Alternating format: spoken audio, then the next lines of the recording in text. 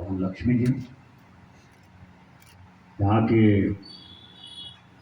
नगर पंचायत के अध्यक्ष सचिन रमानी जी, उपाध्यक्ष पूजा तिवारी जी, मंच पर मौजूद अडानी के प्रतिनिधि, भारतीय जनता पार्टी के पूर्व जिलाध्यक्ष राजेश झा जी, भारतीय जनता पार्टी के वरिष्ठ नेता कृष्ण कन्हैया जी और आए हुए तमाम बहनों भाइयों, प्रमोद सोरेन जी,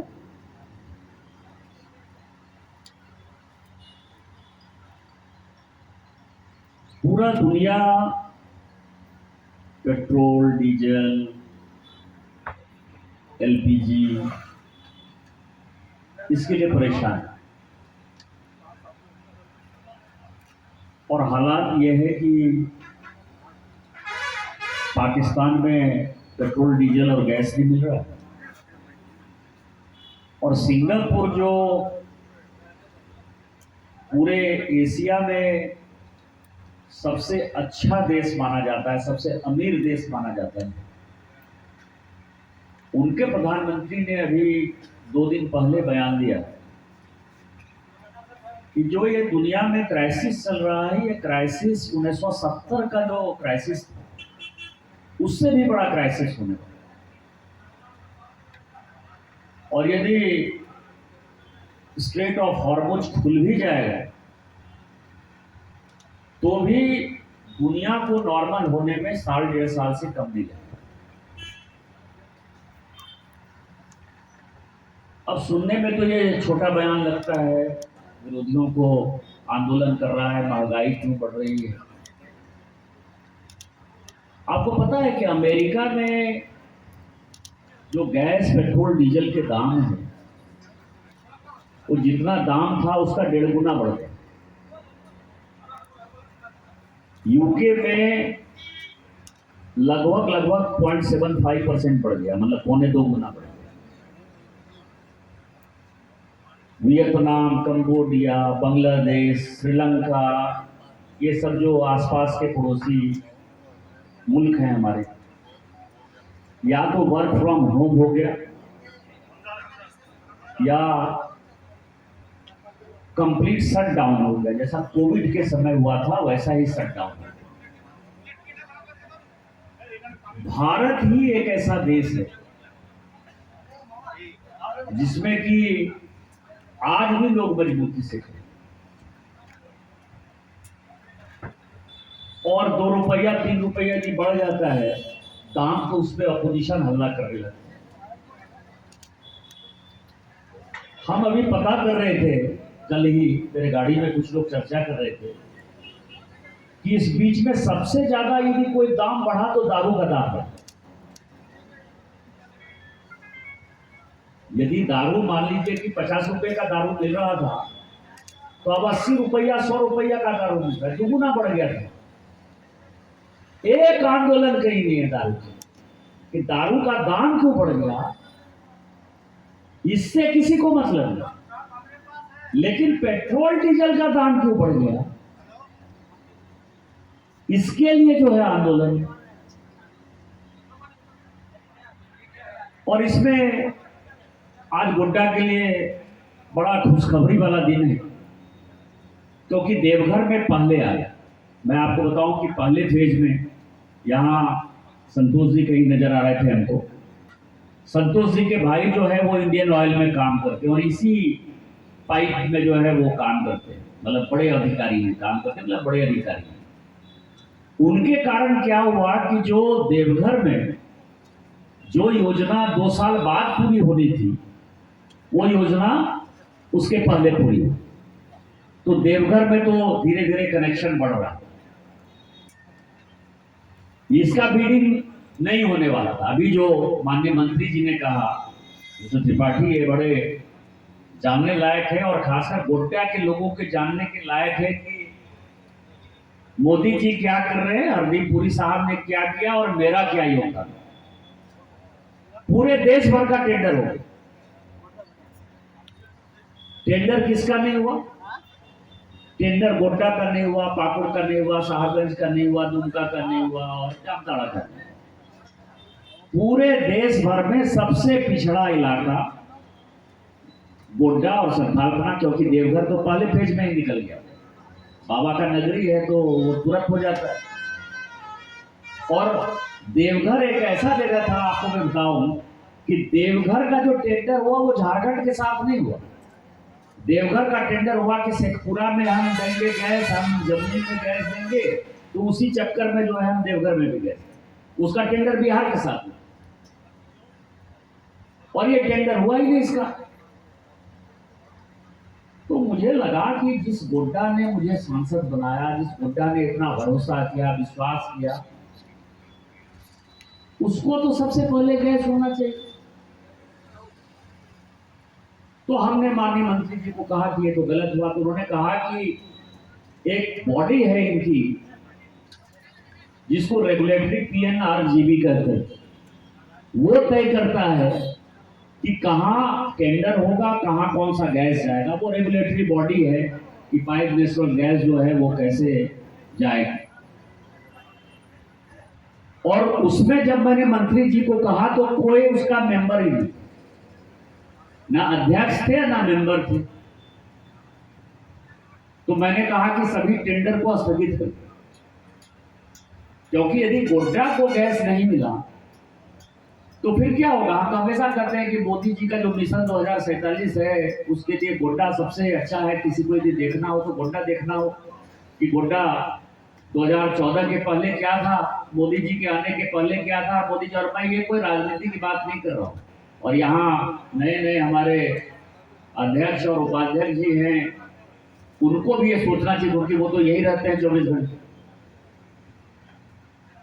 तो 7 दिन के अंदर उसमें मेंबर का अपॉइंटमेंट हुआ, चेयरमैन की अथॉरिटी हुई, एडिशनल सेक्रेटरी को चेयरमैन बनाया गया, और उसके बाद पाकुड़, साहबगंज, जामताड़ा और दुमका का जो है टेंडर।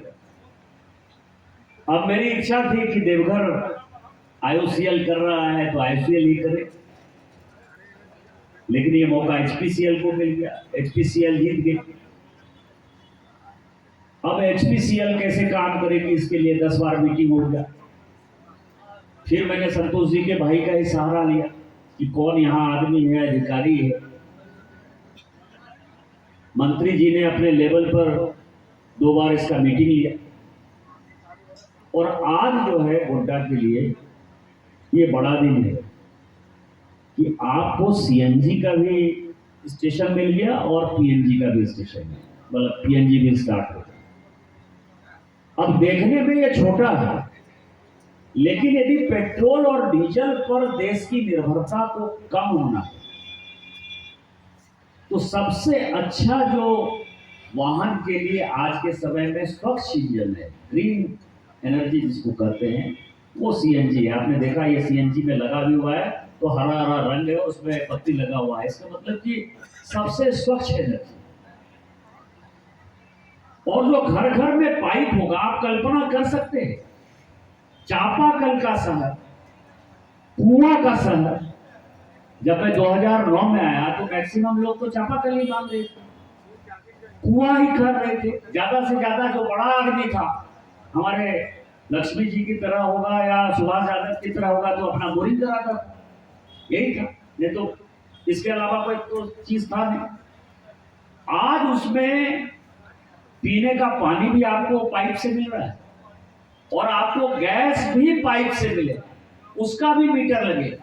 जैसे बिजली का मीटर लगेगा, जैसे वाटर का मीटर लगेगा, वैसे ही गैस का मीटर लगेगा।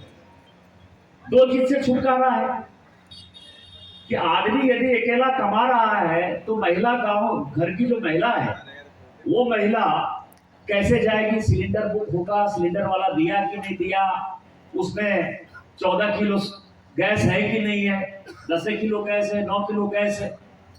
अब जब ये आएगा तो आपको पता है कि आपके उस मीटर से आपने कितना गैस है। दूसरा जो सबसे बड़ा बात है, LPG और PNG में जो फर्क है कि भारत सरकार, यहां कोई LPG के डीलर हैं, मैं आप लोगों को एक सूचना दे दूं कि आप लोग अपना बिजनेस यदि कहीं अलग शिफ्ट कर सकते हैं तो शिफ्ट कर लीजिए। 5-7 साल में जो है ये एलपीजी का जो डिस्ट्रीब्यूशन सेंटर है वो बंद हो जाने वाला है। एलपीजी और पीएनजी में जो फर्क है कि एलपीजी से ज्यादा सस्ता पीएनजी। यदि 100 रुपये का गैस यदि आप जला रहे हैं घर में एलपीजी से, तो आप मान के चलिए कि अब आपको 70 रुपये 30% जो है वो कम दाम पर है। और दूसरा लीकेज नहीं है। तीसरा, जो गांव घर की महिला है उसको समस्या से दूरी हो गई, मतलब उसको अब अपने पति से कोई मतलब ही नहीं है कि गैस है नहीं है, उसकी निर्भरता ही खत्म है। नहीं तो कोई नौकर को भेजिए, खुद से जाके खड़ा होइए, बच्चा को भी स्कूल ले जाइए और सिलेंडर का भी जो है चिंता करिए, सब खत्म हो गया। दूसरा जो अभी प्रमोद सोरेन जी ने कहा वो इंपॉर्टेंट है कि ये जो 1400 करोड़ रुपए जो मंत्री जी ने कहा कि 1400 करोड़ रुपया इस 5 जिले को मिला है और उसमें 350-400 करोड़ रुपया खर्चा हो गया है, ये केवल शहर के लिए नहीं है। अब इनको मिल गया है, धीरे धीरे धीरे करके इनको बढ़ाना है, क्योंकि 4 साल, कितने साल में आपको पूरा करना है? मुझे 8 साल में करना है। 8 साल में तब तक भारत सरकार और पैसा देगी। जिस तरह से जल जीवन मिशन गांव गांव में जो है पीने का पानी हम पाइप से दे रहे हैं, उसी तरह से प्रत्येक घर में, गांव में, ग्रामीण इलाकों में भी, आपका तो शहर है, अनुमंडल हेडक्वार्टर है, शहर में भी जो है, जैसे निक्की नहीं रहती है महागामा में, तो गैस नहीं तो महागामा और गोड्डा में लोगों की निर्भरता हो जाएगी, नहीं तो निर्भरता हो जाएगी। शहर से मोदी जी का क्या लक्ष्य है कि जो वही सुविधा, ये सारा पाइपलाइन जो है प्रत्येक गांव में जाए और प्रत्येक गांव में जो है प्रत्येक घर को हम इसको पाइप नेचुरल गैस से जो है आच्छादित करेंगे। अब मेरा जो अध्यक्ष और उपाध्यक्ष यहां बैठे हुए, आप लोग वार्ड का मीटिंग बहुत बढ़िया है, तुरंत चुनाव जीते हैं और तुरंत ये काम चालू हो गया। अब इससे बढ़िया काम नहीं कर सकते। सबका एक लिस्ट बनाइए कि किसको किसको जो है गैस का कनेक्शन देना है। कितना रुपया लेते हो गैस कनेक्शन का? 354 रुपये। सबका फॉर्म कलेक्ट करिए और 354 रुपया का जो है उसमें कैश भी ले रहा होगा, ये कैश दीजिए या नहीं तो ऑनलाइन जो है आप भरिए और सबका भरवाइए। इससे बढ़िया जो है चुनाव जीतने का तोहफा आप दे ही नहीं सकते। और ये इनका नंबर जो है ये शुभांकर है, आप ही हो ना यहाँ गोड्डा के, शुभांकर का नंबर ले लीजिए आप लोग, बोर्ड का मीटिंग कर लीजिए, बोर्ड में इसको बुलाइए, आप भी जो है प्रमोद जी अपने यहाँ इसको बुलाइए और सबको दीजिए। यदि हम एचपीसीएल के भरोसे रह जाएंगे तो आप मान के चलिए कि इनको तो 8 साल में पूरा करना है, आप इनके ऊपर कोई क्वेश्चन नहीं कर सकते। ये करेंगे साल में, 2 साल में, 3 साल में, हो सकता है कि हमारा आपका चुनाव बीत जाए उसके बाद करेंगे। लेकिन इसको आप लोग टारगेट बना लीजिए कि 6 महीना में हम सबका जो है फॉर्म भरवा देंगे और सबके घर में, और जहां जहां आपको लगता है कि ये लाइन नहीं गया, पाइप तो सब जगह नहीं बिछा है, सब गली में नहीं बिछा है, जिस जिस गली में नहीं बिछा है वो भी कहिए।